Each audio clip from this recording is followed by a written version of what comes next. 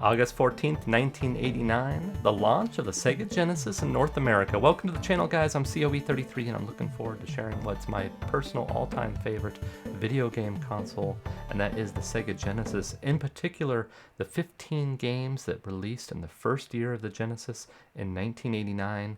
15 games, I have them all complete in box, and I'm going to do this from a collector's point of view. So we're going to take a look at rarity, we're going to take a look at value, packaging, the games themselves with gameplay footage, and of course we're going to talk about the quality of the games, whether it's the music, the art direction, or the overall gameplay experience. So this should be a good time. I think we should just get right into it and start with the very first game, the pack-in game, and of course that's the iconic Altered Beast. Welcome to your doom.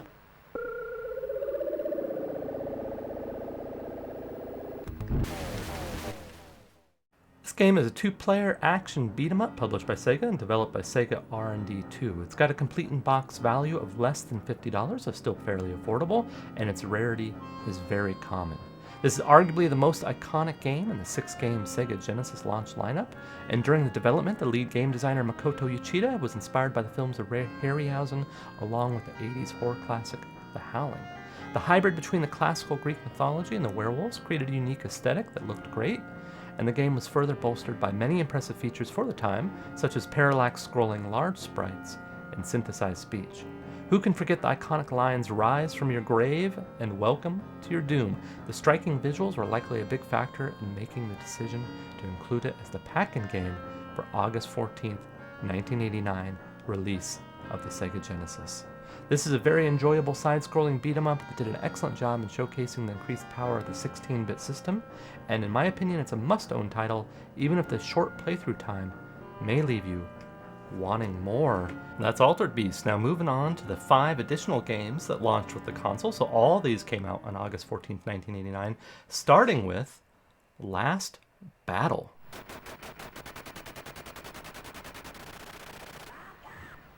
This is a one-player action beat-em-up published and developed by Sega, and it's got a complete in-box value of less than $50, so much like Altered Beast, it's very affordable.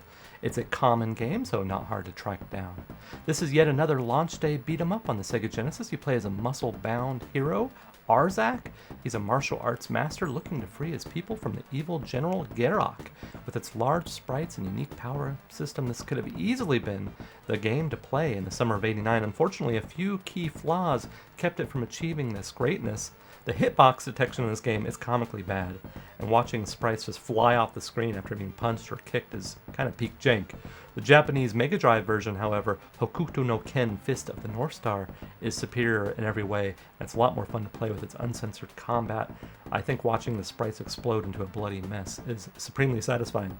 While not the best beat-em-up on the 16-bit Genesis, Last Battle is still an enjoyable brawler that would have been ideal rental back in the day. From Last Battle, the first sports game to release with the Sega Genesis, and that is Tommy Lasorda Baseball. Now, this is a system known for its sports, and this is the one that started it all. It's also the first licensed game to release on the Sega Genesis. They got Tommy Lasorda here.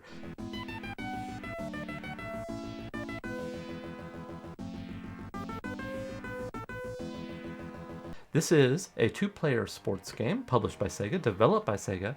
It's got a complete in-box value of less than $50, so still very affordable, and it's very common as far as rarity.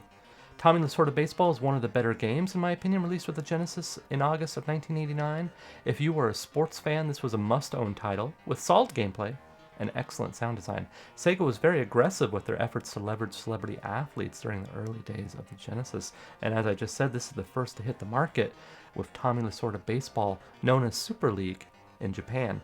The game can be extremely difficult thanks to the fierce AI, but overall presentation and intuitive controls make this a very approachable baseball sim. Tommy Lasorda doesn't play an integral part in the game other than the title screen and the marketing. In fact, no MLB players or teams are featured in the game. Instead, each team is represented by a city, and later released sports games eclipse Tommy Lasorda Baseball, but it's still a fun time for retro sports enthusiasts. From Tommy Lasorda Baseball to Super Thunderblade.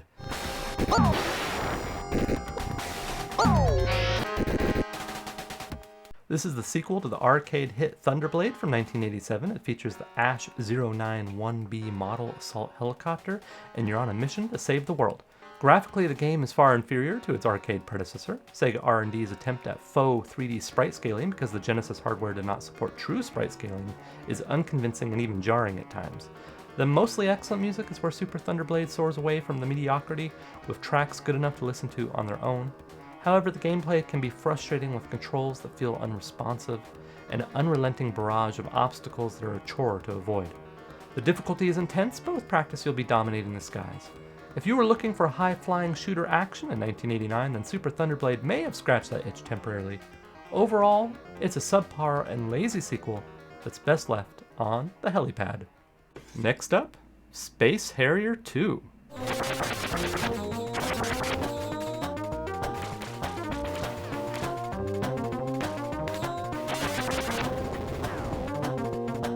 This is a one-player action shooter published by Sega, developed by Sega R&D 2.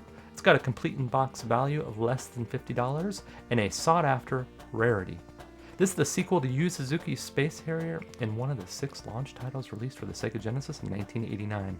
The prolific Kotaro Hayashida from Alex Kidd and Phantasy Star planned this entry into the sprite-shifting rail shooter franchise. Gameplay takes place across 12 stages, not including bonus rounds and the final showdown with the Dark Harrier. Each have their own unique end boss. The controls are tight and the titular space hero moves with precision and speed. Racking up enough points will reward you with extra lives, which will likely be needed as the overall difficulty is above average. The music by Tokahito Uwabo from Afterburner and Sonic & Knuckles is solid, although it's repetitive and recycles many similar themes. The use of synthesized speech is sparse but adds to the overall presentation. The visuals are effective at imparting a sense of 3D, but the choppy frame rate, a common problem Genesis games utilizing the sprite shifting engine, hinder what is otherwise an excellent 16-bit shooter. And now on to the final game to launch with the Genesis on August 14th, 1989, and my personal favorite out of the 6 original launch titles, that is Thunder Force 2.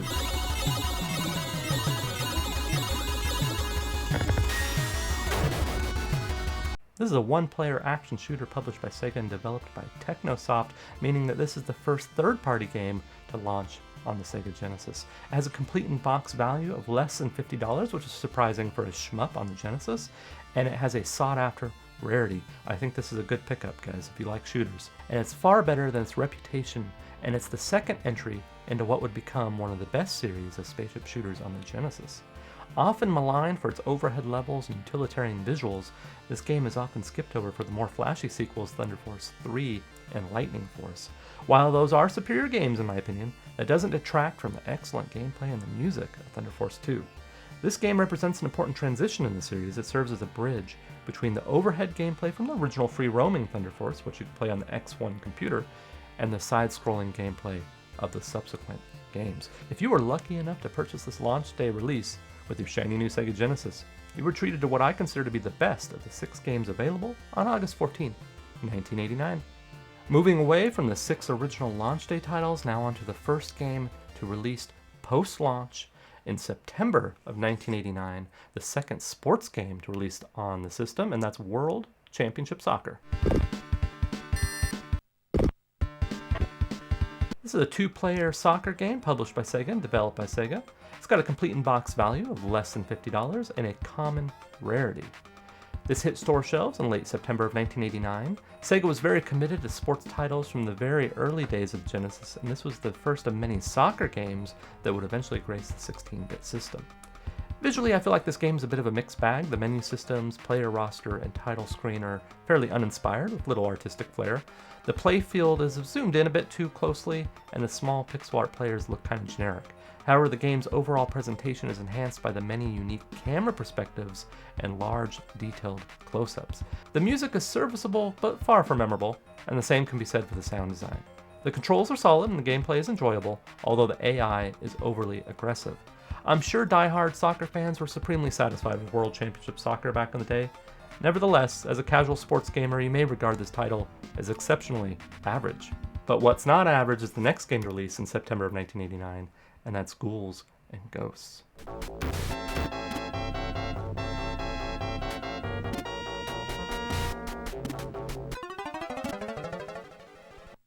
This is a one-player action platform published by SEGA, developed by SEGA R&D 2. It's got a complete in-box value of less than $100 and over $50, so it's a little more spendy than the last games we've talked about, and it has uncommon rarity. This is the sequel to the notoriously difficult Capcom platformer Ghosts and Goblins. For the Genesis port of this arcade hit, Yuji Naka from Sonic the Hedgehog programmed the game from the ground up. The results were one of the best arcade-like experiences ever to grace a home console. The music by Tomeo elevates the game and is one of the most memorable scores of the early Genesis lineup. It fits the overall aesthetic of the game perfectly and creates tension when needed. Gameplay is near perfection with tight controls and a satisfying loop that will keep you hooked for hours. While the difficulty is intense, this is offset by unlimited continues and generous checkpoints. Getting past a difficult level is immensely rewarding, and the game rarely feels unfair. Your skill alone will determine your progression through this game. If you like a good challenge, then give Ghouls and Ghosts a try. This is a must-own title and one of the best games to hit store shelves in 1989. Moving on to the next game, we're in October now of 1989, and this is going to be the third sports game to launch the Sega Genesis, and we're talking about Arnold Palmer Tournament Golf, yet another licensed sports game.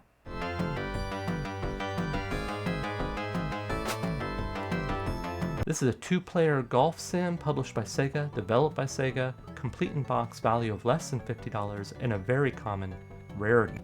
This is the third sports game to release on the Genesis and the first one to feature golf. Sega was very successful in securing another celebrity athlete, with the golfing legend Arnold Palmer, to endorse the 16-bit sports sim.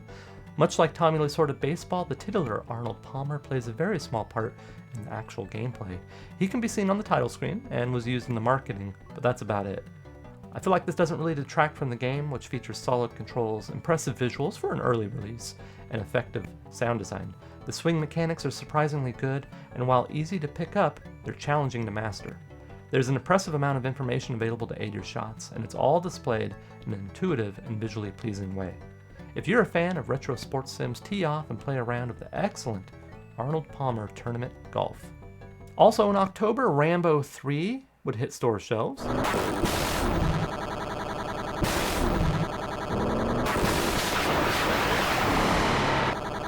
This is a two-player action shooter developed by Sega and published by Sega. It's got a complete in-box value of over $50 and less than $100, so it's a little more expensive, and it has a sought-after rarity. This is the first of many movie tie-in video games that would be developed for the console. Games based on movies were not known for their quality, and while Rambo 3 does have some significant shortcomings, it's still a blast to play. Gameplay is a tried-and-true overhead top-down run-and-gun action. You play as John Rambo and you're on a mission to rescue Colonel Troutman. At your disposal is a machine gun, knife, bow with explosive arrows of course, and bombs. The game is fairly short at 6 levels, and the frequent slowdown does hamper the otherwise fast action. Graphics are mostly bland with recycled tile sets, and the music is sparse with just a handful of tracks. These deficiencies can likely be attributed to the use of a tiny 2 mega or megabit cartridge. It would be easy to dismiss Rambo 3 as a subpar action game, but the fun factor and the unique boss encounters combine to create an enjoyable, albeit flawed, experience. October was a packed month because we also saw Super Hang-On hit store shelves.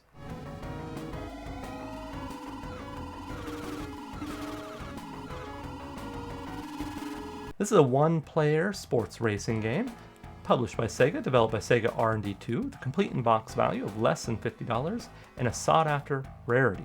This is the sequel to the popular Sega arcade game Hang-On. It's another Yu Suzuki-developed superscaler that would get a sprite-shifting Genesis port in late 1989.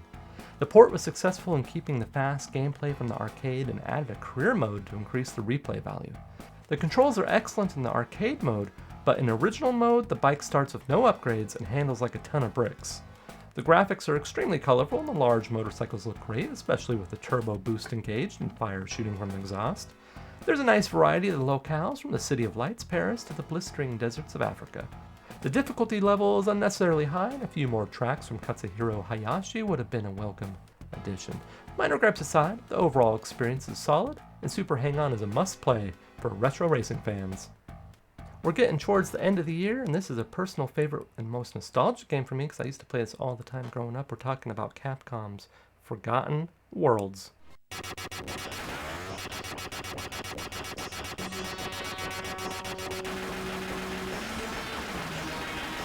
It's released in November of 1989. It's a two-player action shooter published by SEGA, and it was developed by SEGA R&D 2 based off of a Capcom arcade game. It's got a complete in-box value of less than $50, which again is kind of surprising considering this is a shmup on the Genesis, and a good one at that, and it has uncommon rarity. I think this is a good pickup. Forgotten Worlds was the first Capcom arcade game to utilize CPS-1, which was an arcade system board that stored the games on removable daughter boards.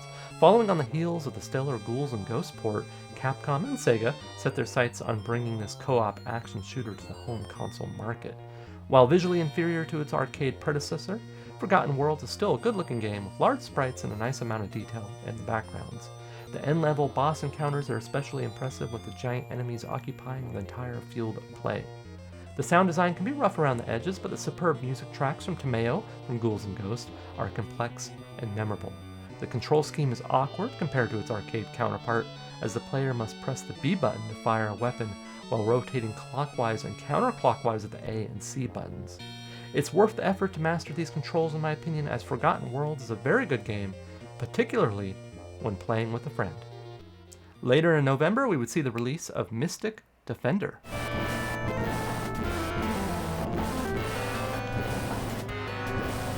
This is the spiritual successor to Spellcaster for the Sega Master System.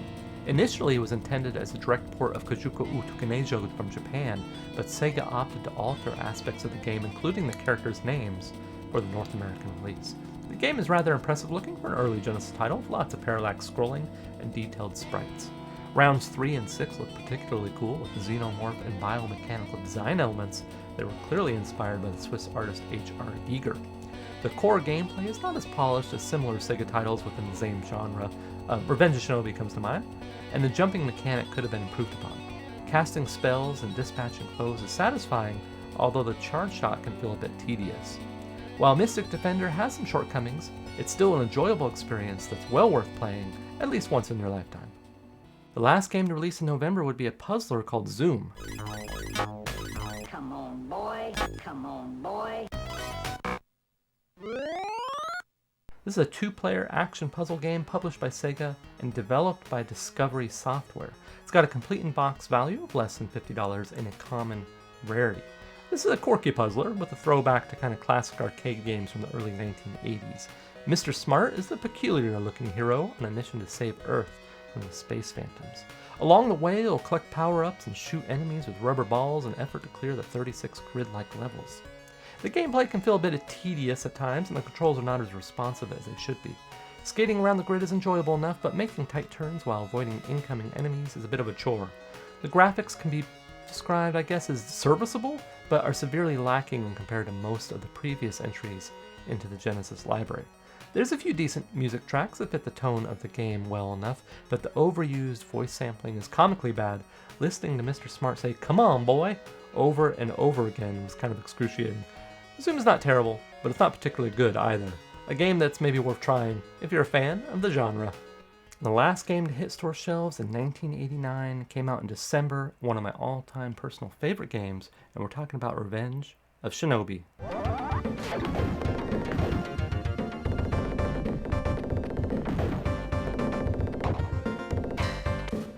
It's a one-player action platformer published by Sega, developed by Sega R&D 2. It's got a complete in-box value of less than $100, but more than $50, so a little bit more spendy, and it has a very common rarity. This is a direct sequel to the Sega arcade hit Shinobi, and the last Genesis game to appear on store shelves in December of 1989, as I just mentioned.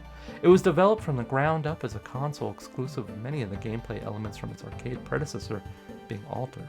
Game director Noriyoshi Oba from Streets of Rage fame made these changes to better highlight and differentiate the new Genesis hardware. The outcome would be one of the premier video games of the 16-bit generation, and a perfect marriage of art direction and sound design. The legendary score from Yuzo Koshiro from ActRaiser, Beyond Oasis, and Streets of Rage elevates the gameplay and matches the overall aesthetic perfectly. The controls are solid aside from a fussy double jump mechanic. It can be a bit frustrating, and the game looks beautiful. Detailed sprites, parallax scrolling, large variety of unique locales all combine to great effect. The Revenge of Shinobi is a must-play video game and one of the best action platformers available on the Sega Genesis. And guys, That is the last game to come out in 1989, Revenge of Shinobi. And those are the 15 year one video games on the Sega Genesis. And as a fun fact, Revenge of Shinobi is kind of known for all its variants. I actually did an entire video on this. I will put that in the cards above and in the link in the description box below, because it's very interesting learning about all the revisions of Revenge of Shinobi. This is actually a revision 0. So this has Rambo, Godzilla, Batman, Spider-Man, Yuzo Koshiro's name, Sonny Chiba, all that good stuff in this variant that I have. And that's it, guys. Year one, what a year. I mean, when I look at that, I think, wow, Revenge of Shinobi, Forgotten Worlds, Ghouls and Ghosts, Thunder Force, Altered Beast. I mean, these are iconic games to come out in the very short span of time. I think that's a pretty strong launch window on that iconic 16-bit system known as Sega Genesis. Cool stuff, guys. All right, thanks so much for watching. I'm posting new videos every Wednesday at 7 p.m. You can count on that.